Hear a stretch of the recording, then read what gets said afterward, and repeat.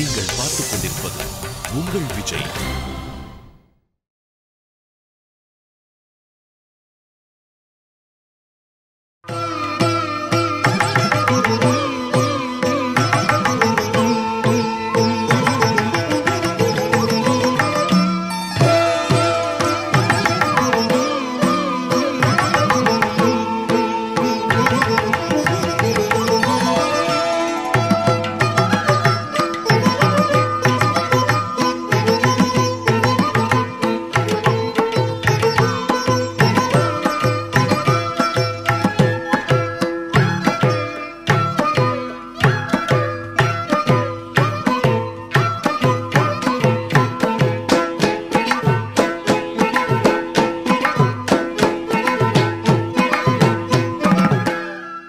பராசரப்பட்டர் ஒரு ஆச்சாரியன் இருந்தார், ரொம்ப பெரிய மகான். அவர் ஸ்ரீரங்கத்தில் ரங்கநாதர் புறப்பாடு உற்சவம். இவர் பட்டர் வந்தால் தான் பெருமாள் கிளம்புவார். அதனால் பட்டரை வரலேன்னு காத்துட்டுருக்கா பெருமாள் புறப்பாட்டுக்கு. இன்னும் பட்டர் எழுந்துருளையே நாழி ஆகிடுத்து. போய் கூட்டுன்னு ஒரு சிஷ்யர் அனுப்பிச்சா. அங்கே பட்டர் வந்து ஓலைச்சுவடி பார்த்துட்டு இருக்கார். சிஷ்யன் வந்து பட்டரை பார்த்தான். அவர் ஓலைச்சுவடியை கவனமாக பார்த்துட்டு இருந்தார். சுவாமி பெருமாளுக்கு புறப்பாடுக்கு நாழி ஆகிடுத்து, பெருமாள் காத்துட்டுருக்கார், எழுந்துடணும் வரணும்னு கூட்டான். உடனே பராசரப்பட்டர் இதோ வந்துட்டேன் அப்படின்னு அந்த ஓலைச்சுவடியை வச்சுட்டு உள்ளே போனார். கொஞ்சம் ஆச்சபனம் பண்ணிவிட்டு கொஞ்சம் தூய்மைப்படுத்தின்னு வரலாம். அவர் அனண்ட போனே இந்த சிஷ்யனுக்கு கியூரியாசிட்டி, என்ன புஸ்தகம் நம்ம ஆச்சாரியர் படிச்சிருப்பார் அப்படின்னு பார்த்தா யயாதியின் காதல் கதை, அதான் அவர் படிச்சுட்டு இருக்கார் ஆச்சாரியர். யயாதியின் காதல் கதை அந்த புஸ்தகம் படிச்சுட்டு இருக்கார், யயாதி சரித்திரம். உடனே அந்த ஓலைச்சுவடியை வச்சுட்டான். நம்ம ஆச்சாரியர் நாவல் படிக்கிறாரு, ஆச்சாரியன் ஏதோ வேதம் படிப்பார், வேதாந்தம் படிப்பார், ஆழ்வார் பாட்டு படிப்பார் நினச்சா சான்ஸ்கிரிட்டில் ஒரு நாவல் யயாதி சரித்திரம், அந்த நாவலை போய் படிச்சுட்டு இருக்காருன்னு நினச்சான், வச்சுட்டான். அதுக்குள்ளே பட்டர் வந்துட்டார். உள்ளே போனவர் இவன் திருட்டு மொழி முழிக்கிறத பார்த்தார். என்னப்பா என்ன விஷயம்னார். ஒன்றும் இல்லைன்னா. என்ன விஷயம் என்கிட்ட கேட்டுரு அப்படின்னார். ஒன்றும் இல்லைன்னா ரெண்டு பேரும் கோயிலுக்கு கிளம்பின்னு வந்தா. அப்படியே பேசாமல் வரான், அப்படியே ஏதோ முழிக்கிறான், தவிக்கிறான். கேட்கணும் போல இருக்குது, கேட்கறதுக்கு துணிச்சல் இல்லை. அதனால் பட்டர் அவனை பார்த்தார். எதவாக இருந்தாலும் கேட்டுருப்பா, என்கிட்ட அவனுக்கு அச்சம் கேளேன்னார். இல்லை சுவாமிகளே, நீங்கள் போய் ஏயாச்சி சரித்திர நாவல் வாசிக்கிறீங்களே அதுதான் நினச்சி எனக்கு ரொம்ப கஷ்டமாக இருக்குது அப்படின்னா. கரெக்ட் தானே? உடனே பட்டர் சொன்னார், ஏன்டா இப்படி கஷ்டப்படுற? அர்த்த பஞ்சகத்தில் அதுவும் ஒன்றுடா, 5 விஷயத்தில் அது ஒன்று. எதை விடணும்னு தெரியறதுக்காக அதை படிக்கணும்.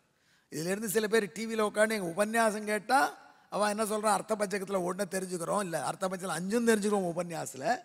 நீர் அண்ணன்ட்ட போகிறோடனே தெய்வம் தந்த வீடு பார்த்தோம்னா அர்த்த பஞ்சத்தில் ஒன்று தெரிஞ்சுக்கிறோம் அப்படின்னு. உடனே எப்படி ஓர்படி எப்படி படுத்தணும்னு தெரிஞ்சுக்கிறோம், அர்த்த பஞ்சகத்தில் ஒன்று அப்படின்னு அடுத்த நிமிஷம். அப்படி இல்லாமல் இந்த அர்த்த பஞ்சகம்னு சொல்லக்கூடிய 5 விஷயங்களும் அவசியம் நாம் தெரிந்து கொள்ள வேண்டியது. அது இந்த வாழ்க்கையிலிருந்து மோட்சம் போவதற்கு வழிகாட்டும் அப்படின்னு அதுக்கு ரொம்ப இம்பார்ட்டன்ஸ் கொடுத்துருக்கார்கள் ஆச்சாரியர்கள். அந்த 5ஐயும் இந்த பாட்டில் வச்சு பாடியிருக்கிறது தான் கம்பனுடைய சாமர்த்தியம். 5லே 1 பெற்றான் ஒரு ஆச்சாரியன், 5லே 1 பெற்றான். 5 தத்துவங்களிலே அர்த்த பஞ்சகத்திலே 5லே 1ஆன இறைவனை பெற்றான். இறைவனை பெற்ற அறிவுடைய ஆச்சாரியன். அர்த்த பஞ்சகத்தில் 1, 2வது 5ல் இது 1. அப்பேற்பட்ட ஆச்சாரியன் என்ன செய்யறான்? 5லே 1 பெற்றான், 5லே 1ஐ தாவி. அந்த 5 விஷயங்கள்ல 1 என்ன? இறைவனுக்கும் நமக்கும் நடுவில் இருக்கிற தடை பாவங்கள். அந்த பாவங்களை தாவி ஆச்சாரியன் தன்னுடைய சாதனையினால, தன்னுடைய தவ வலிமையினால இந்த பாவங்களை எல்லாம் எப்படி விடுபடணும், அதிலிருந்து தப்பிக்கணும் என்பதை உணர்ந்து நெறியாக வாழ்ந்து அந்த பாவங்களை தாவி கொண்டிருக்கிற ஆச்சாரியன். 5லே 1 பெற்றான். அர்த்த பஞ்சகத்திலே 5லே 1ஆன இறைவனை பற்றிய அறிவை உடையவனாகி 5லே 1ஐ தாவி அந்த 5லே 1ஆன இறைவனுக்கும் நமக்கும் இடையிலே தடையாக இருக்கக்கூடிய பாவங்களை தாவி 5லே 1 6ஆக ஆருயிர் காக்க ஏகி. இதுதான் ஆருயிர் காக்கன்னு அர்த்தம் வரும். ஆரியர் காக்கன்னு கணக்க வராது. ஆருயிர் காக்க ஏகி நம்ம ஆத்மாவை எல்லாம் காப்பதற்காக 5லே 1 6ஆக அந்த இறைவனை நாம் பெறுவதற்கு உபாயமாக இறைவனையே வைத்து, அதான் ரொம்ப சாமர்த்தியமான வேலை. பகவான் சொல்கிறான், எம்பெருமான் நான் உன்னை காப்பாற்றுறேன், ஆனால் நான் போட்ட சட்டப்படியெல்லாம் நீ நடக்கணும். நீ போட்ட சட்டப்படிலாம் என்னால் நடக்க முடியாது, ஏன்னா சுற்றுப்புற சூழ்நிலை கண்ட்ரோலில் இல்லை. என்னால் பொய் சொல்லாமல் இருக்க முடியலை, தவிக்கிறேன், நீ உணர்ந்து கொள்ள மாட்டியா? அப்போ என்னதான் வழி? நான் சொன்ன சட்டத்துக்கு நான் ஒன்று பண்ணேன், அதெல்லாம் நீயே இவரெல்லாம் நடத்தினா மாதிரி தீர்மானிச்சுக்கிறேன், ஏதோ புக் அட்ஜஸ்ட்மெண்ட் பண்ணி விட்டுனேன். நீயே காப்பாற்றலைன்னா யார் காப்பாற்றுவா? உன்னை ஆடிட் அப்ஜெக்ட் பண்ணுறதுக்கு யார் இருக்கா? அப்படின்னு அவன் காலில் விழுந்தா ஒரு வழி கண்டுபிடிச்சு அவனே நமக்கு வழியாக உபாயமாக மாறிடுவான். நாம் செய்ய வேண்டிய செயல்களை எல்லாம் என்னால் செய்ய இயலாது இறைவா, நீயே அவைகளை நான் செய்ததாக நினைத்துக்கொள், நீயே அந்த ஸ்தானத்தில் இரு, உன்னை யார் கேட்க போறா அப்படின்னு அவன் காலடியில் விழுந்துட்டா குஷி ஆயிடுவான். நான் உன்னை எல்லா பாவத்திலும் விடுவிக்கிறேன்டா, கவலைப்படாத அப்படின்னு அர்ஜுனனை பார்த்து சொன்னவன். அவனுக்கு இன்னொருத்தர் துணை தேவையில்லை, அவன் யார் சப்போர்ட்டும் எதிர்பார்க்கல, அவன் நம்ம கொடுத்துட்டா யாரும் அவனை கொஸ்டின் பண்ண முடியாது.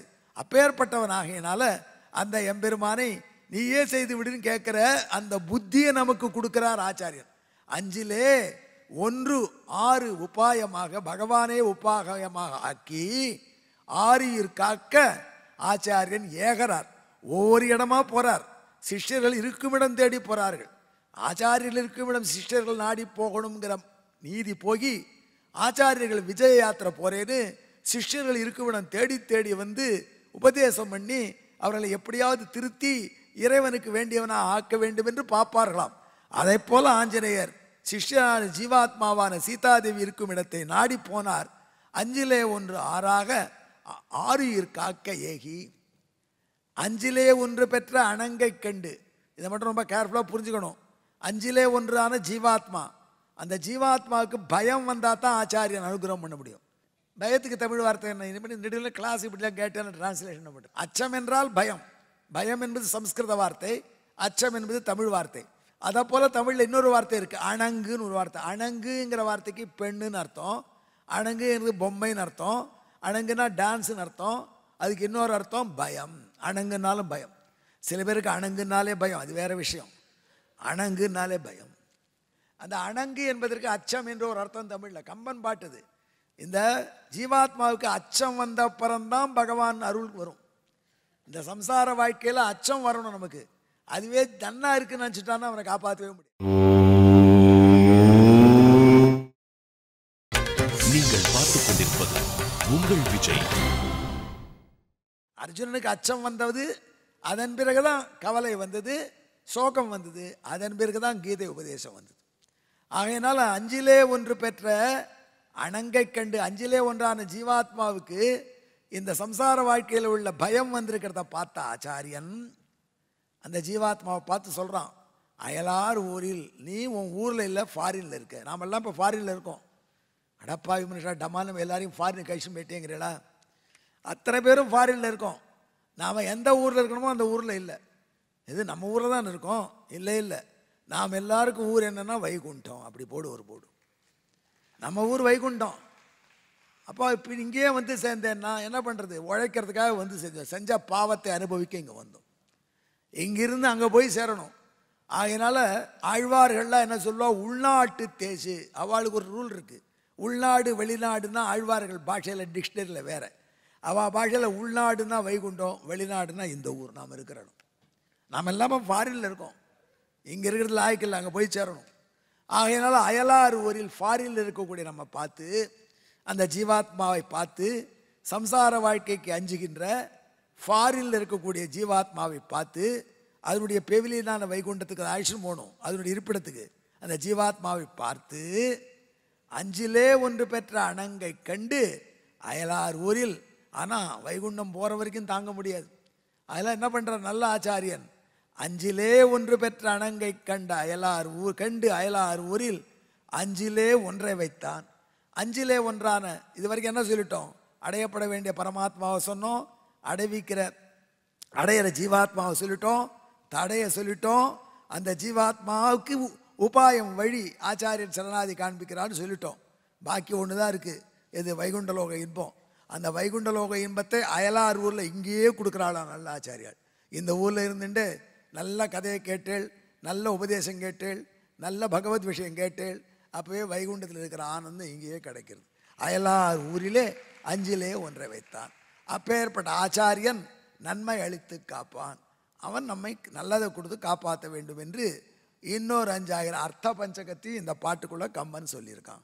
ஓகே, யாருக்கா பாட்டு? இப்போது 5லே 1 பெற்றான், அஞ்சிலே ஒன்றை தாவி அஞ்சிலே ஒன்று ஆறு ஆக ஆறு உயிர்காக்க ஏகி அஞ்சிலே ஒன்று பெற்ற அணங்கை கண்டு அயலார் ஊரில் அஞ்சிலே ஒன்று வைத்தான் அஞ்சிலே ஒன்றை வைத்தான் அவன் நம்மை இல்லை அவன் நன்மை அழித்து காப்பான். இப்படி அஞ்சும் அஞ்சும். இந்த ஆஞ்சநேயருடைய வைபவம் சொல்கிற சுந்தர காண்டம் ராமாயணத்தில் 5வது காண்டம். இந்த ராமாயணம் எவ்வளோ ஸ்லோகம்? வால்மீகி ராமாயணம் 24,000 ஸ்லோகம், கம்பராமாயணம் 10,000 பாடல். இந்த வால்மீகி ராமாயணத்தை ஒரே ஸ்லோகத்தில் சொல்கிறேன்னு பகவத் பாதாள் சொல்லியிருக்கார். 1 ஸ்லோக ராமாயணம். நிறைய பேர் சொல்லுவா அது இல்லை, ராவணன் தான் பட்டு போயிட்டானே, கும்பகரணன் தான் மாண்டு போயிட்டானே, இன்னும் எதற்கு ராவண சம்ஹாரம் பண்ணுறாங்க? தசரா லீலா ராவண சம்ஹாரம் லீலா பண்ணுறாங்க ராம்லீலா மைதானத்தில் அமக்களமா. இன்னும் ராவணனை ஏற்றி வெட்டி வீழ்த்துறாங்கன்னா அவர் அந்த ராவணன் போனது பயனில்லை. உண்மையிலேயே ராவணனுங்கிறது யார் தெரியுமா? நம்மக்கிட்டே உட்காந்துருக்க ஒரு ஆசாமி. அதுதான் என்னன்னா சங்கர பகவத்பால், அதுதான் காமம். தகாத ஆசைகள், தகாதவர்கள்ட்ட தகாத முறையில் வைக்கக்கூடிய ஆசைகள், இதெல்லாம் தான் ராவணன். இதனுடைய உருவகம் ராவணன். அதுக்கு துணை போகிறது கோபம், அதுதான் கும்பகர்ணன். இந்த ராவணன் கும்பகர்ணன் என்கிற காமம் குரோதம் என்கிற என்ற காமம் வெகுளி என்கிற 2 அரக்கர்களை யார் வெட்டினாலே ஒழிய நமக்கு அமைதி என்கிற சீதை கிடைக்க மாட்டார். அமைதி என்கிற சீதையை நம் ஆத்மாவாகிற ராமன் காமம் குரோதம் என்கிற ராவண கும்பகர்ணன் அழிச்சாதான் பெற முடியும். இந்த சீதையை அமைதி எங்கே தொலைச்சோம்? நாம் இந்த காட்டில் தொலைச்சோம். எந்த காட்டில்? மோக காட்டில் தொலைச்சோம். மோகம் என்கிற காடு, தண்டகாரண்ய காட்டில் ராமன் சீதையை பறி கொடுத்தான். நாம் மோகம் என்கிற காட்டில் சீதை என்கிற சாந்தியை அமைதியை காமம் குரோதம் அபகரித்து போக தவிக்கிறோம். அப்போது விவேகம் பகுத்தறிவு வந்து நல்ல விஷயம் கேட்டு அந்த காமக்ரோதத்தை அடக்கினால் அமைதியை பெற்று சௌக்கியமாக வாழலாம். இதுதான் ராமாயணம்.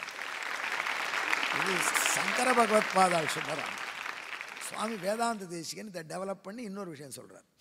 அதாவது ராவணன் வேறு யாரும் இல்லை, காமம்னு சொன்னாலும் பகவத் பாதாள். இன்னொரு கோணத்தில் பாருங்கள், ராவணன் வேறு யாரும் இல்லை, நம்ம மனசு தான் ராவணன். ராவணனுக்கு 10 தலை, நம்ம மனசுக்கு 10 இந்திரியங்கள் தோணும். 5 ஞானேந்திரியம், 5 கர்மேந்திரியம். நம்ம மனசு என்ன செய்கிறது? நம்ம ஆத்மாவாகிற சீதாதேவியை இறைவனாகிற ராமனுக்கிட்ட பிரித்து அவன் லங்கையில் சீதையை ஜெயிலில் வச்சான். அந்த மாதிரி நம்ம மனசாகிற ராவணன் நம்ம ஆத்மாவாகிற சீதையை நம்ம உடலாகிற லங்கையில் ஜெயிலில் வச்சிருக்கு. நம்ம உடலும் ஒரு கோட்டை தான். கோட்டைக்கு உன்னுடைய சுவர் வைத்து 80 உன்னாட்டி உரோமம் வைந்த 9 வாசல்னு திருமங்கையாழ்வார் பாடுவார். இந்த கோட்டையில் 9 வாசல் இருக்கான். கண்ணு 2, காது 2, மூக்கு 2, 6, வாய் 1, 7. 7 தலையிலே இருக்குது, கீழே 2 இருக்குது. ஆக 9 வாசல் உடைய கோட்டை இது. இதான் லங்கை. இந்த லங்கையில் சீதை என்கிற ஆத்மாவை, ஜீவாத்மாவை ராவணன் என்கிற மனசு நாராயணன் ஆகிற ராமனிடமிருந்து பிரித்து என் இஷ்டப்படி வாழு, நான் சொல்கிறபடி கேளு, மனம் போனபடி வாழு அப்படின்னு தன் வசப்படுத்த பார்க்கறது. லங்கையை சுற்றி கடல் இருந்தது, நம்ம உடலை சுற்றி கடல் இருக்கா? இருக்கே, சம்சார கடல் இருக்குது. கடலில் அலை, ஐயோ அலை வீசுமான்னா அது கேளுங்க. பாரதி ராஜா சொல்கிறார், அலைகள் ஓய்வதே இல்லை இந்த கடல். இந்த கடல் சம்சார கடல் அலைகள் என்றைக்கு ஓஞ்சிருக்கு? இந்த உடம்பு என்கிற லங்கை அலைகள் ஓய்வதில்லைன்னு ஓயாத அலைகள் வீசக்கூடிய, காமம் மோகம் மாத்சரியம் போன்ற பல அலைகள் வீசக்கூடிய இந்த சம்சார கடலுக்கு நடுவில் இந்த உடம்பு என்கிற லங்கை இருக்குது. இந்த கோட்டைக்குள்ள ஜீவாத்மாவை மனசு என்கிற ராவணன் ராமபிரான் கிட்ட இருந்து இறைவன்கிட்ட போகாத, நல்ல விஷயமெல்லாம் கேட்காது, வயசாகலை பாரு, அது நீயா நானா பாரு, எத்தையோ சொல்கிறது, டான்ஸ் பாரு, பாட்டு பாரு, கேளு அப்படின்னு இந்த மெல்ல மெல்ல சப்தாதி விஷயங்கள் இந்த உலகத்து சாதாரண சிற்றின்பத்தில் ஈடுபடுத்தி தன் பக்கம் கொண்டு போக பார்க்கறது. அப்போது அந்த ஆத்மா தவிக்கிறது. ஐயோ நமக்கும் பகவானுக்கு நடுவில் சந்திப்பு எப்படி வரும், எப்படி சேர்ப்பான்னு தவிக்கிறது. அப்போது இறைவன் உனக்காக காத்திருக்கான், அவருடைய தூதன் நான் வந்திருக்கேன் என்று ஒரு ஆச்சாரியன் வந்து ராமனுடைய கதையை சொல்கிறார். அதான் ஆஞ்சநேயர் சீதைக்கு அசோகவனத்தில் வந்து ராமன் கதையை சொல்கிறார். ராமன் கதையை சொல்கிற ஆச்சாரியர் மேலே உட்காண்டிருக்கார். அதே மாதிரி சீதைக்கு ராமாயணம் சொன்ன ஆஞ்சநேயர் மேலே மரத்து மேலே இருந்தார், சீதை கீழே இருந்தார். அந்த ராமபிரானை பற்றிய வரலாறு கேட்டு சீதாதேவி அமைதி பெற்றாள். அதே மாதிரி சம்சார வாழ்க்கையில் இந்த விஜய் டிவி மூலம் இந்த மாதிரி நல்ல உபன்யாசங்களை கேட்டு ஜீவாத்மாக்களாகிற நாமெல்லாம் இறைவன் விட்டு பிரிஞ்சிருக்கிற துக்கத்தை மறந்து இறைவன் நமக்காக காத்திருக்கான நல்ல செய்தியை பற்றி சந்தோஷப்படுறோம். இதுதான் சுவாமி ராமாயணம். இந்த ராமாயணம் இன்னும் நடந்துட்டுருக்கு. இந்த ராமாயணத்தில் பட்டாபிடி எண்ணிக்கை முடிவு எண்ணிக்கை ஆகையினால இந்த வரலாறு முழுக்க வேதாந்தத்தில் இருக்குது. என்றைக்கு வரைக்கும் நம்ம மனம் அமைதி பெறுதோ அன்றைக்கு வரைக்கும் ராமாயணம் கேட்டுகிட்டே இருக்கணும். அஞ்சும் அஞ்சும் அப்படின்னு இப்போ சரியாயிடுதா? அஞ்சும் அஞ்சும்னு 5 பூதங்களை வைத்து பாசுரம் எழுதிய கம்பன் அர்த்த பஞ்சகம் அஞ்சை அதில் சொகுத்து போத்தான். அதுதான் கம்பன் கவி சக்கரவர்த்தி. அவன் காட்டிய இந்த உயர்ந்த கருத்துக்களை உங்களுடன் பகிர்ந்து கொண்டேன். நன்றி, வணக்கம்.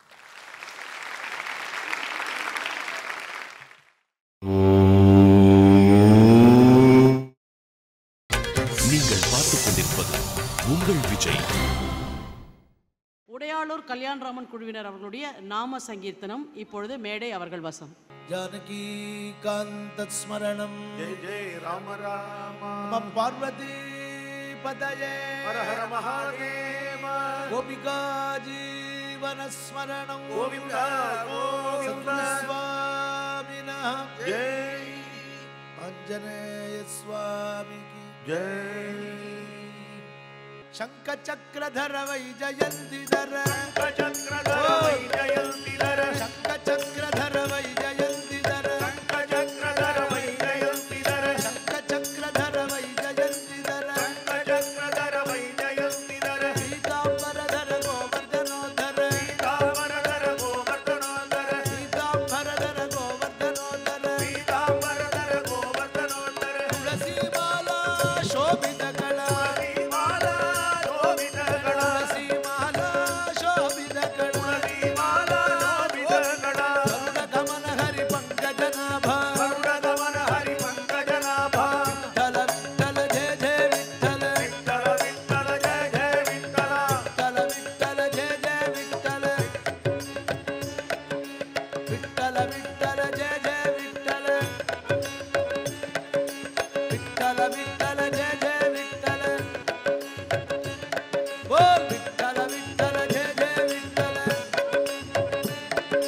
विठ्ठल विठ्ठल जय जय विठ्ठल विठ्ठल विठ्ठल जय जय विठ्ठल विठ्ठल विठ्ठल जय जय विठ्ठल विठ्ठल विठ्ठल जय जय विठ्ठल हस्तकलिंगा स्वरूपलिंगा हस्तकलिंगा स्वरूपलिंगा हस्तकलिंगा स्वरूपलिंगा हस्तकलिंगा स्वरूपलिंगा रूपाभंगा सज्जन संगा रूपाभंगा सज्जन रूपाभंगा सज्जन संगा रूपाभंगा सज्जन जंगा यदुकुल तिलका मन्मथ जनका यदुकुल तिलका मन्मथ जनका यदुकुल तिलका मन्मथ जनका यदुकुल तिलका मन्मथ जनका पतित पावना दीन दयाळा पतित पावना दीन दयाळा पतित पावना दीन दयाळा पतित पावना दीन दयाळा विठ्ठल विठ्ठल जय जय विठ्ठल विठ्ठल विठ्ठल जय जय विठ्ठल विठ्ठल विठ्ठल जय जय विठ्ठल विठ्ठल विठ्ठल जय जय विठ्ठल நீங்கெல்லாம் சொல்றது தான் இதுக்கு சக்சஸ் ஆஃப் தி ப்ரோக்ராமே. இதுல ஜாதியோ மதமோ கிடையாது. மதமான பேய் பிடியாம இருக்கணும், அவ்வளவுதான். எல்லாரும் சொல்லலாம். போல் விட்டல விட்டல ஜெய ஜெய விட்டல विठ्ठल विठ्ठल जय जय विठ्ठल விட்டல விட்டல ஜெய ஜெய விட்டல. विठ्ठल विठ्ठल जय जय विठ्ठल பக்கத்துல இருக்கிறவா யாராவது பார்த்து பஜனை கோஷ்டியில சேர்ந்துட்டாரோன்னு நினைச்சா கவலைப்படாதீங்க. கண்ணை மூடின்னு சொல்லலாம். போல் விட்டல விட்டல ஜெய ஜெய விட்டல विठ्ठल विठ्ठल जय जय विठ्ठल விட்டல விட்டல ஜெய ஜெய விட்டல विठ्ठल विठ्ठल जय जय विठ्ठल விட்டல விட்டல ஜெய ஜெய விட்டல विठ्ठल विठ्ठल जय जय विठ्ठल திரிபுவன ரூபா விஸ்வேஸ்வரூபா भुवन रूपा विश्वत रूपा திரிபுவன ரூபா விஸ்வேஸ்வரூபா भुवन रूपा विश्वत रूपा भवभयदापा हरिजी बाबा பவபயதாபா ஹரிஜி பாபா भवभयदापा हरिजी बाबा பவபயதாபா ஹரிஜி பாபா रुक्मिणी कांता रूपानंदा रुक्मिणी कांता ரூபானந்தா रुक्मिणी कांता रूपानंदा வினிகாந்தா ரூபானந்தா जननी जनक तुझ भाव गणे जननी जनक तुझ भाव गणे जननी